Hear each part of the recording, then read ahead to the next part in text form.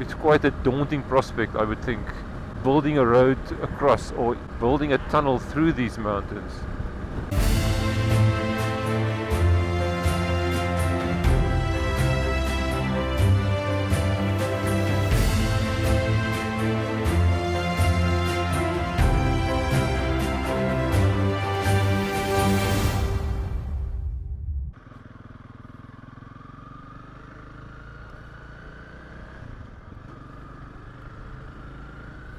Good morning and welcome back to Vander's View channel. I'm very happy to be back on the bike. I'm currently finding myself in Paarl. I left home in Cape Town a bit earlier this morning, so I'm just gonna connect here with the main road in Paarl. Yeah, so now we are in Main Road Paarl, right downtown, early on a Saturday morning. On the left is the so-called Tower Church, which is the main Dutch Reformed church. And this church was actually, it's not that old, it was actually completed in 1905 or so.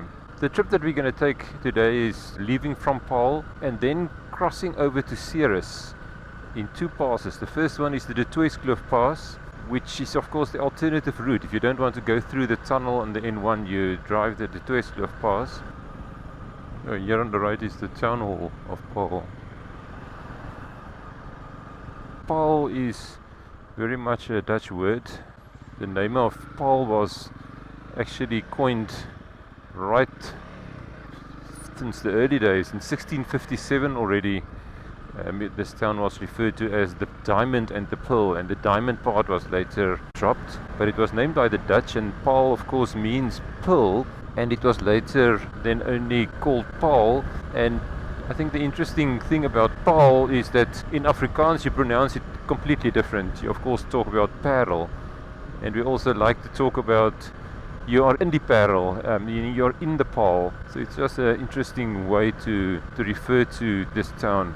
It's a beautiful town, and we will unfortunately not see much now. We are basically going to just leave on our road to Ceres. Yeah, I want to say thank you for those that were sending me comments and well wishes on the posting of my first few trips. That trip was the one that went all the way to Stilbay and of course included some riding in the Klein Karoo over Van Wyksdorp and Nuisberg. If you haven't watched those videos, please make sure to go and have a look. To leave Paarl for the interior, you need to pass through the mountains in front, and the only way to do this is either over the mountain or through the mountain. The Toitskloof Pass is what we are going to cross today. The Toitskloof Pass is a pass that I'm actually, despite staying in Cape Town for quite some time already, I've never driven or ridden that pass. We always take the route, the N1, through the Huguenot Tunnel. That is certainly the fastest route, and also of course the main national highway connecting Cape Town with the interior and all the way to Johannesburg. But I just think that the Toitskloof Pass might prove to be a very beautiful pass to ride. Oh yeah, here we are crossing the N1 that goes to the tunnel. We just try and get past these trucks.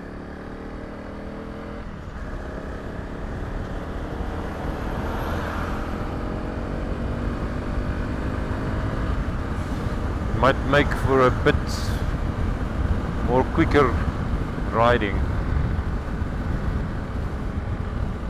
So we are now at the start or the foot of the Toitskloof Pass. Now this pass is not as old as many of the other passes in this area, because of course the whole Cape Town area and this Paarl and so on is surrounded by mountains, and if you want to get into the interior you have to go through some mountain or over some mountain of some kind. I suspect that the reason why the Toitskloof Pass was only built later was because it's probably a bit more difficult to build. I'm just speculating here. But this pass was only built in 1941-42, so during the Second World War, and it was opened in 1948, I think. But before that it was a cattle track, so I suppose you could cross the mountain here, but not quite by vehicle. So I'm looking forward to see what the Toitskloof Pass actually looks like.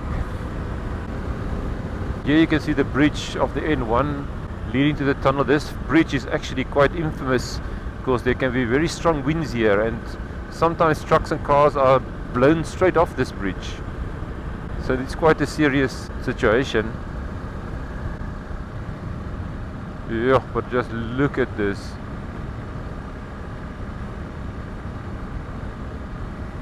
It's quite a daunting prospect, I would think, these mountains. If you thought of building a road across or building a tunnel through these mountains.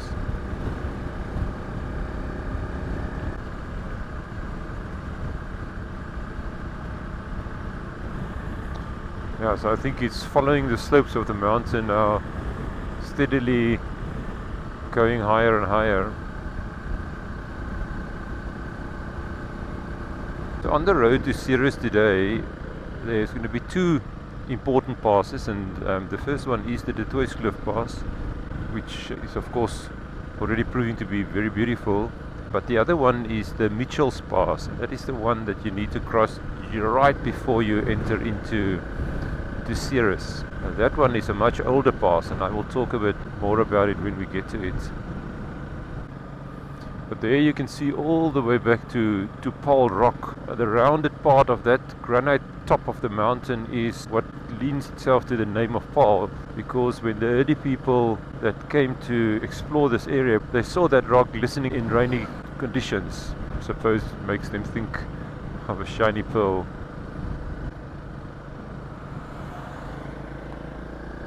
Okay, let me see whether I can get past. Ah, this will help. Yeah, but from here you can see all the way to Table Mountain. Table Mountain is sticking out over the clouds there in the distance.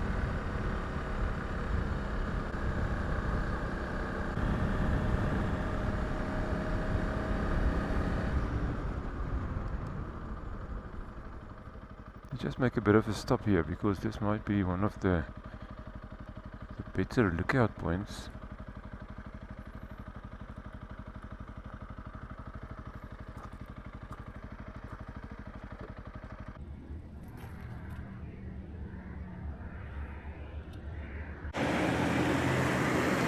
See strings of cars coming, and then down below is the N1 route going into the tunnel.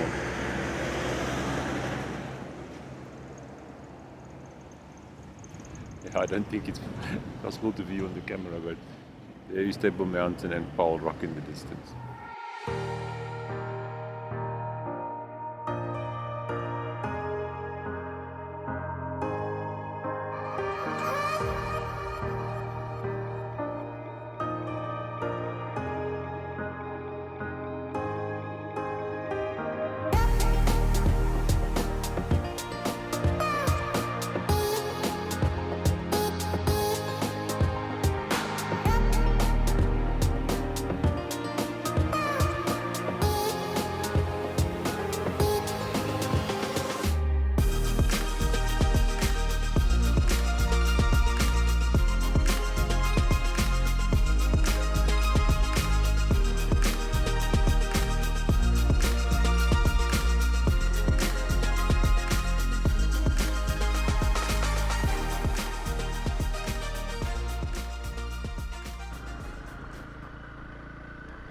But yeah, I had quite a nice chat with Simon, the truck driver that made a stop here next to the road where I stopped. And I asked him, why is he driving over the pass and not through the tunnel? And he says, yes, no, it is absolutely about saving costs. It costs about, I think he said 253 Rand for a truck to go through the tunnel.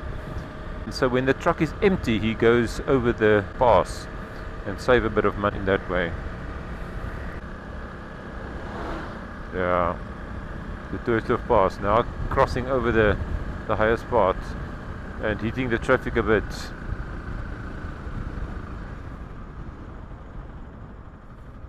Sure, but the mountains are beautiful here. Yeah, so that peak there in the distance, I think it might be that one, the highest peak, is actually the Toits Peak, and it is just 5 meters short of 2,000 meters. Puts in context when you realize that peak is then a little bit less than double the height of Table Mountain. quite high up. The Toitskloof Pass and the Toits Peak and so on is all named after a French Huguenot named Francois de Toits. So he must have been a prominent person in the time of the French Huguenots. So that is just simply where the name comes from. Yeah, Paarl and Franschhoek is of course not too far from each other, so there's quite a distinct French Huguenot history associated with the area. Yeah, now it seems this road is going through a small tunnel. Maybe small, I don't know if it's small, I didn't know there's a tunnel into the Toitskloof Pass. This is quite an interesting surprise. I'm really ignorant about this road, so look how beautiful. 1948, the Toitskloof Tunnel. Okay, and the tunnel is actually a bit downhill.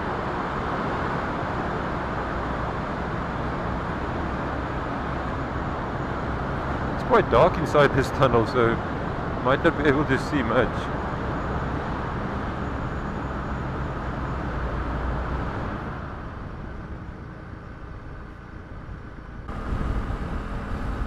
The R101 actually connects up with the N1 from the right hand side, so you find yourself quite a bit of trucks in the faster lane. This is a bit hectic.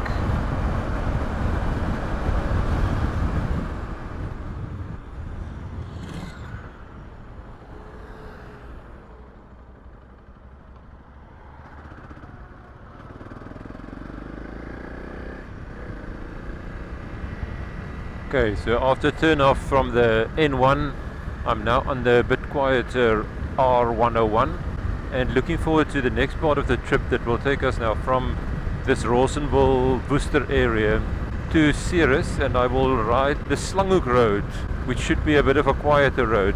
Just going to enjoy the beautiful weather, sunshine, not really wind to speak of, and riding then through these mountains. I think what a privilege. Okay, so we now reach the turn off to the Slanghoek Road here from the R101.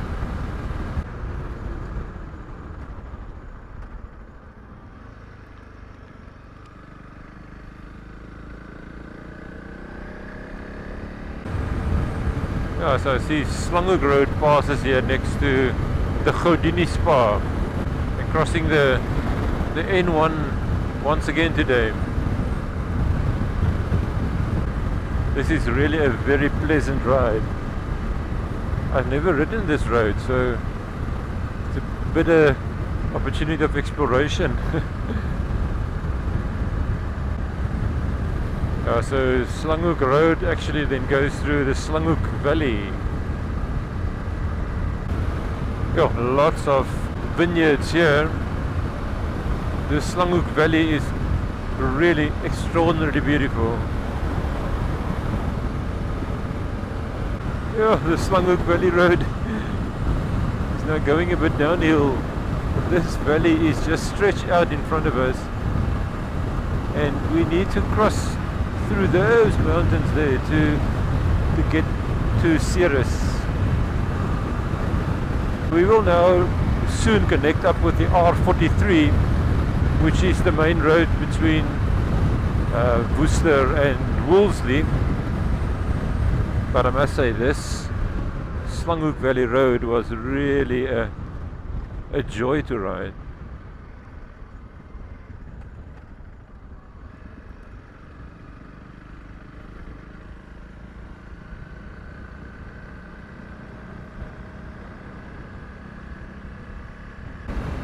Oh, so I'm now getting closer to the start of the Michell Pass.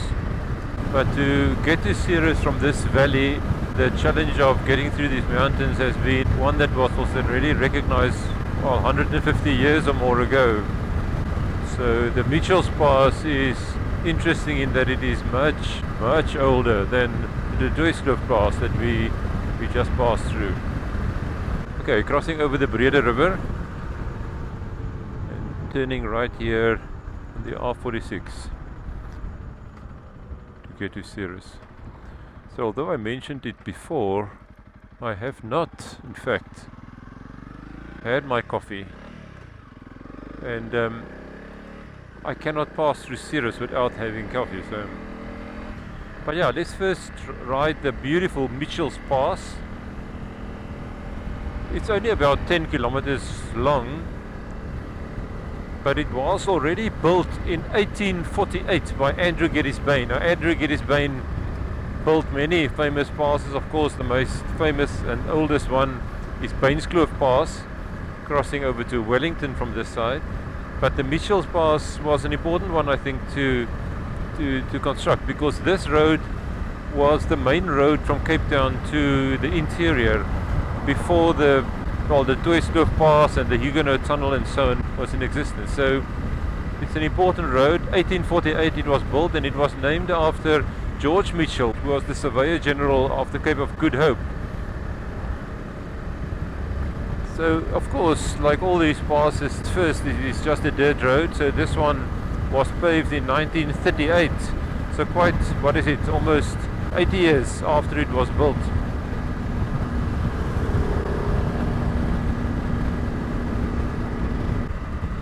So we will also pass the toll house. So it was common in those days to use or cross through the pass. You had to pay a toll, and the toll master typically stayed in the house and managed the collection of the tolls.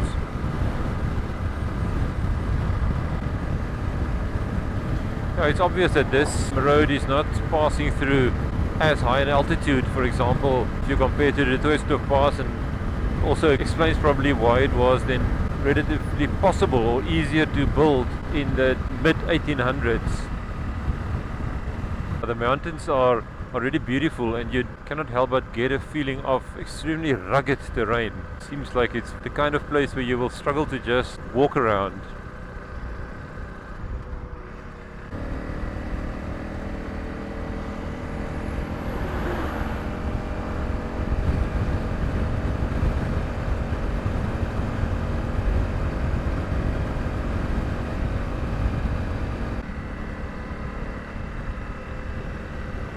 There's also a railway track that runs here, and it follows a bit of a different route, and it actually has to go through a small little tunnel in the last part. So the railway track is here to the right hand side, but I don't think you can see the tunnel quite easily from the road. If you watch closely, you can see the railway track. In fact, the tunnel, yes, I can see the tunnel, but on the camera you will not be able to see it. This last part, I think, both for building a road and building a railway, must have been quite a challenge in 1848. Not sure when the railway was built, I will check on it. So now I really need my coffee. I left Cape Town around 6:30 this morning, and it's now around 10 o'clock and I haven't had my coffee. So welcome to the pleasant town of Ceres, and thank you also for joining me on this first part of the trip. I just have to check. I think, yes, I'm going to make a coffee stop here. This is Tremor Coffee. I hope they're open. Yeah, they look open.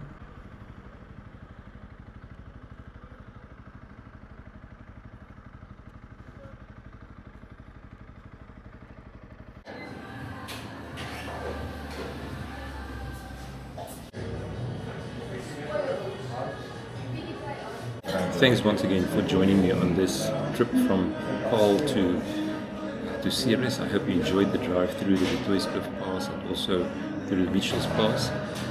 This is only the first trip of quite a few that I'm planning over the next day or two. But if you enjoyed this video, please just give me a bit of a thumbs up, subscribe to the channel, and then until the next trip, which will be out very soon, keep well. Bye bye.